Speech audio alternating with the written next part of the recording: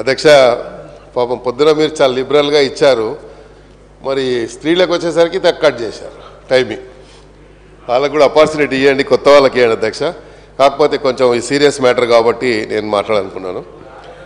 మా నియోజకవర్గంలో అధ్యక్ష 2-3 ఈద్గా గ్రౌండ్స్ ఉన్నాయి. ఒకటి ఎంఎస్ మక్తాలో ఉంది, ఒకటి బంజారాహిల్స్లో ఉంది. రేపు రంజాన్ మొదలవుతుంది కాబట్టి అది అక్కడ డంపింగ్ యార్డ్ గార్బేజ్ అంతా అక్కడ నింపుతూ ఉన్నారు. నేను ఇప్పటికే రిప్రజెంటేషన్ చాలాసార్లు ఇచ్చి ఉన్నాను, అది కంటిన్యూస్గా గార్బేజ్ వేస్తూ ఉన్నారు.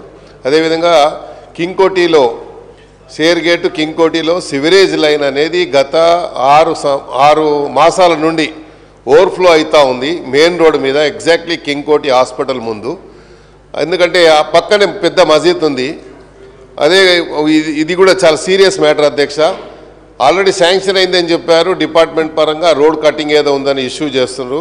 నాకు తెలుసు తుమ్మల గారు లేచి నోట్ చేసుకున్నాం అంటారు. నోట్ కాకుండా ఇమ్మీడియట్లీ కమ్యూనికేట్ చేయండి డిపార్ట్మెంట్కి ఉన్నటువంటి అధికారులకి. ఎందుకంటే ఇది సివరేజ్ లైన్ మీ ఓల్డ్ మన ఎమ్మెల్యే క్వార్టర్స్ వచ్చే దారి అంతా కూడా బ్లాక్ అయి ఉన్నది. ఇది అధ్యక్ష.